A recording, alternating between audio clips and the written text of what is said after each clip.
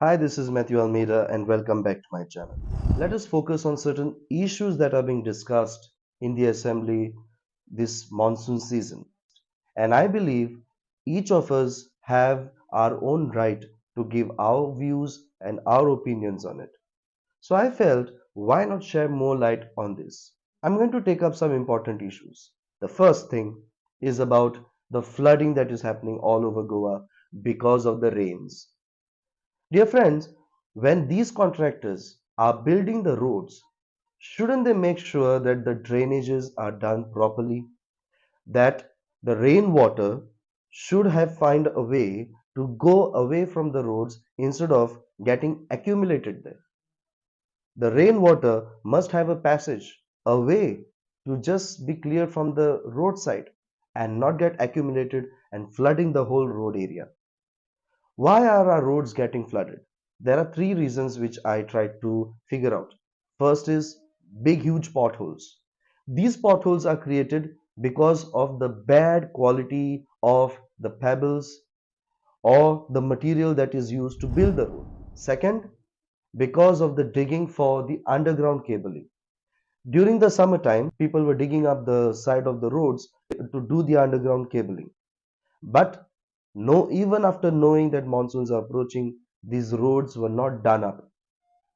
There was fear among people. A lot of people had brought out this issue and said that if these roads are not done, if they are not covered well, in the monsoon it's going to get flooded. And when it gets flooded, you cannot make out whether there is a big pit or not, and thus creating a situation where a lot of accidents can happen. The next reason why flooding takes place is the drainage system. Dear friends, most of the time it is brought to our notice that the contractors who build these roads or do the roads are not actually Goans. What has happened to our Goan contractors? I remember in the past, just 15 years back, there were a lot of Goans who would take up this job. There were even Goans in the municipalities who would supervise this work. And now what has happened? You give it to a private contractor. They don't know the weather conditions in Goa. They just do the work and go away. Whereas the drainages are either stuck with lot of things that cover it up, or there are no drains at all, which is why the water gets accumulated. Many dangers have been created for people's lives because of these flooded roads. You never even know where you can just end up and get yourself into a pit and probably cause death to the rider or the driver, or a harm to the vehicle for which he will have to shell out a lot of money. Is the government going to recompense this type of people? The next issue, my dear friends, the constant fluctuations electricity supply. First of all, the government has burdened the people by increasing the electricity tariffs. And the next thing is, even after shutting down the power in the summertime to do maintenance work of electricity supplies or the poles or the wires, and yet there are a lot of places where there was power shutdown. Why? Either because the branches fell on the wires, and therefore it means that these branches were not cut off properly. The other reason is the transformers get wires get shortages. That means this work has not been done, and therefore responsible people should be questioned as to what really happened when they told us that they are going to do some maintenance work during the summer in preparation for the monsoons. Coming to the next issue, my dear friends, the Mopa airport issue. There are three issues related to the Mopa airport. The first, the roof collapsed. Why? Because of rain. Once again, every time when issues of the roads or collapsing of walls or like collapsing of the newly built buildings, the roofs fall, everybody, all the ministers tend to say, oh, it's because of the rain, rains are unpredictable and so on and so forth. That's the reason, right? You are supposed to know that the monsoons in Goa are unpredictable. It can be very harsh. Therefore, your things should be tested to the harshest of conditions. It doesn't look like that whatever is built for harsh monsoons. Either these people pretend that they do not know that the monsoons are harsh in Goa. As far as I remember in my childhood itself, the monsoons were as harsh as this year.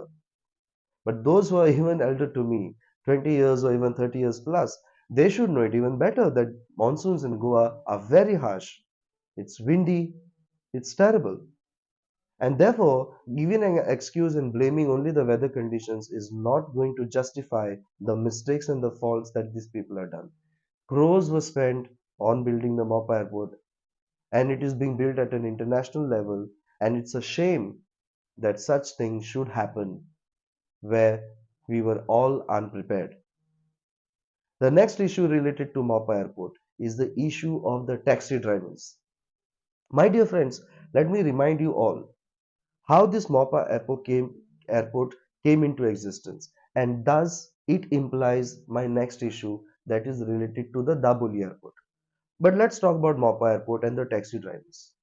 First of all, when the Mopa airport was proposed by the Congress government, first time under Pratap Singh Rani and then under Digambar Kamath, the BJP under the leadership of Manohar Parrikar objected to this airport. But later when the BJP came in power, they themselves demanded for Mopa airport.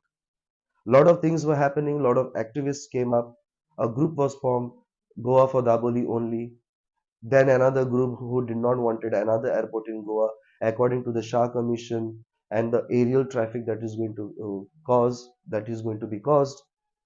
Keeping all these things in mind, people said we don't want another airport. People suspected that the jobs created from this airport will not benefit the Goans but the non-Goans. There was meeting held in Perne, but then people of Perne wanted the Mapa airport. Somehow Manohar Parrikar had convinced people that since South is developed because of the Dapoli airport, North Goa also will be developed because of the Mopa airport. But was it really relevant when he said that South is developed and not North? Well, that's the controversy. North was having equal number of tourists compared to South. In fact, much more tourists come to North even before the Mopa airport was here than South because the nightlife, the party life is in the north of Goa. Anyhow, keeping that aside, when the BJP government was in power under Manohar Parrikar, forcefully the foundation stone was laid and the work started. The lands were acquired, people complained that they have not been compensated properly or they have not been compensated at all. There were a lot of cashew trees which are cash crops. These were destroyed. People may have been compensated for the land, but they have not been compensated for the cash crop, the cashew trees that were destroyed, the income that these people were making from these cashews. Are they compensated from this? There are some people who said that they have not been compensated at all, and yet the Mopa airport was built. The first wing, the first phase was completed out of the three, and which is actually running. And now slowly certain issues popped up. Coming to the taxi drivers, the Goan taxi drivers, they felt that they have been betrayed. Why? Because first of all, to park their taxis inside, they were charged fees. Then to put their taxi booking booth, that also they were charging them very heavily. And now recently, the GMR who handles Mopa airport started putting signboards saying that four-wheelers, two-wheelers, taxi drivers not allowed from the main road. So they started keeping them away. The government had promised that Mopa Airport is going to create jobs for Goans. But when the taxi drivers themselves, which are a very important part of an airport, started facing these problems, then it's all started looking as if people are losing confidence in this present government. Apart from that, there are other jobs on the Mopa Airport. The question arises is how many of our Goans are working as ground staff? How many of our Goans are actually working in the cargo department? How many of our Goans are recruited by the airline companies to be in the cabin crew or be on the airport, do ticketing and all the other stuff? How many Goans have been employed? How many Goans have been able to put up businesses in the airport campuses or outside the airport campus? Or is it that Goans' rights are suppressed? Is it that Goans are just neglected, like those pharmaceutical companies who are having interviews outside Goa even without informing Goans about the job availabilities in the industries in Goa itself? It comes to the next issue, and that is the issue of the Daboli airport. Will the Daboli airport close down? It was promised to the people that Daboli airport will not be closed down. If it closes, so many people's jobs and businesses will be lost. Slowly, every aviation company is transferring from Daboli to Mopa airport, and they are just doing it. The excuse given is of feasibility. But I wonder, when an airport is not completed as yet, the runways are not even completed, how come that Mopa airport is more feasible than the Aboli airport? I'm just suspicious. I may not have the answers. If anybody knows, please give the answer in the comment section. But it sounds really suspicious to me that almost all the airlines are going to the Mopa airport. Will this then compel the government to shut down Daboli airport as a civilian airport and totally depend on Mopa airport? Let us look at the problems that it is going to cause. People coming right from the extreme like Kankan would find it easier to go to Daboli airport. Similar distance was for those coming from extreme Perne. But now, since there will be only one Mopa airport, if in case Daboli airport shuts down, then those staying in Kankona will find it very difficult, very much lot of distance, and therefore lot of money to shell out on taxi drivers also or on fuel to go to Mopa airport. Then people in Daboli are going to lose their businesses. People who are working in Daboli are going to lose their jobs because those who are coming to Mopa are already recruiting people. The government has to take note of these things. First of all, find out how many Goans have been given jobs. Next, solve the issues of the taxi drivers. And the third, to make sure that Daboli airport doesn't close down, I had this particular suggestion in mind. If it is intelligent enough, people can consider it. The thing is, we could continue the Daboli airport. Of course, we know the problem is the Navy is also sharing the same airport, which is probably why somebody thought that we need another airport where we don't have to actually have a struggle with the Navy at Daboli. But then, instead of having all the new airport in Mopa, the Navy may not require as big as a civilian airport. We could have actually built a separate airport for the Navy elsewhere in Goa and keep Daboli as a civilian airport, domestic or international. Well, if we can build another airport only for the Navy, which the Navy can use exclusively, then I think the Daboli airport can fully function as a civilian airport, and thus the restrictions which are imposed on Daboli airport, because it is also shared by the Navy, those restrictions will not be there, and we will find it easier. Flights and the aviation companies will find it easier to access Daboli airport. If someone can take this suggestion to our dear MPs and MLAs, please do so. Talking about jobs on the airport and all these things, the question here has come, as I mentioned earlier, that certain pharmaceutical companies were found having interviews, recruitment program elsewhere outside Goa for other Indians, non-Goan Indians, and not for Goans. This, my dear friends, comes also in connection with a bill that is being prepared to be passed in the assembly in Karnataka. It's called the jobs quota. Now, the idea which we Goans have been always shouting and demanding from our government is to reserve jobs for Goans in the private sector and government sector was reiterated in many other states like in Andhra, in Telangana, other states like in Haryana. The court said that it is not possible and it is not very much Indian, goes against the constitution and so on and so forth. In Karnataka also, when this bill is being prepared, lot of corporate companies and CEOs started speaking against it. Political parties also started going against the Congress party for putting up such a bill. But then, is it really unconstitutional to have it? My dear friends, I'm not a lawyer, but as a basic common sense, and of course, if there are lawyers around who are watching my videos, can of course correct me.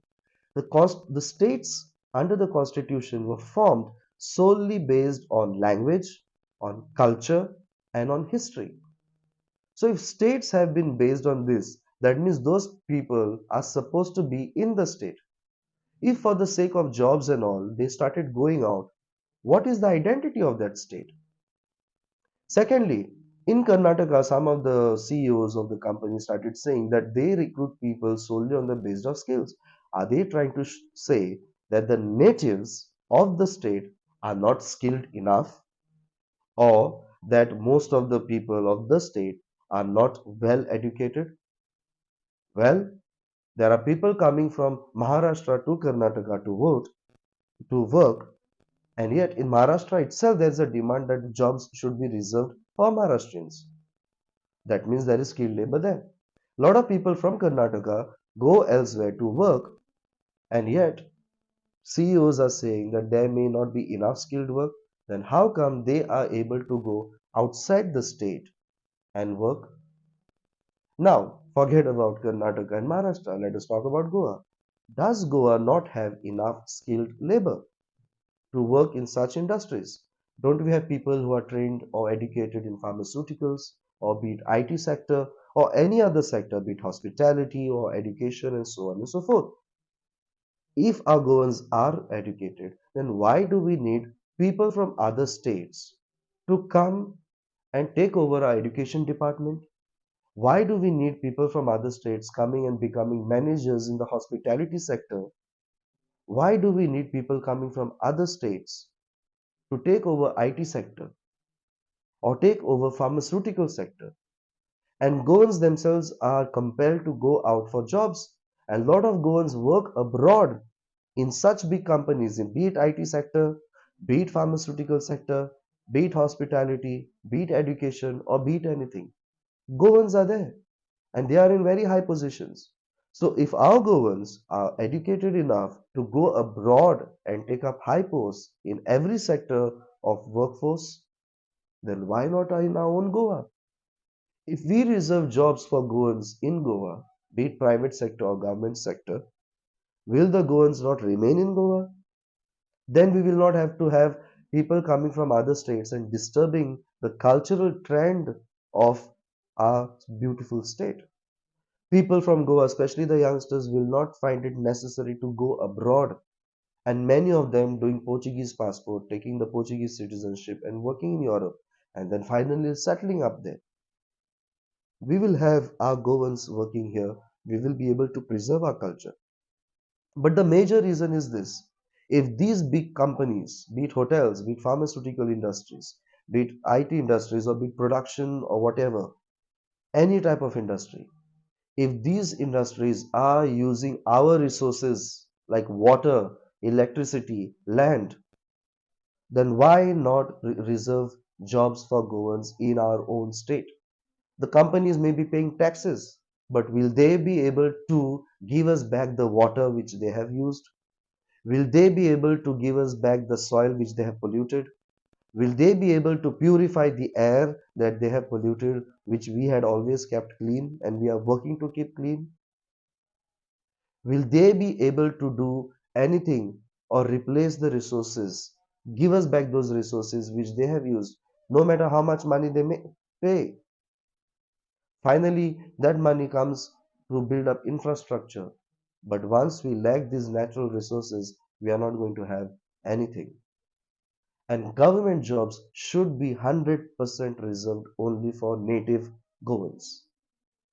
My dear friends, corporate companies are the reason why a state like Karnataka has ran out of resources, especially water.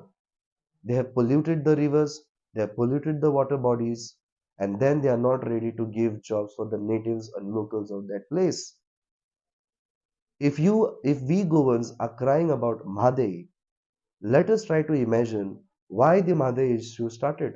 Because corporate companies have polluted the waters of the other rivers which supplied water to Karnataka.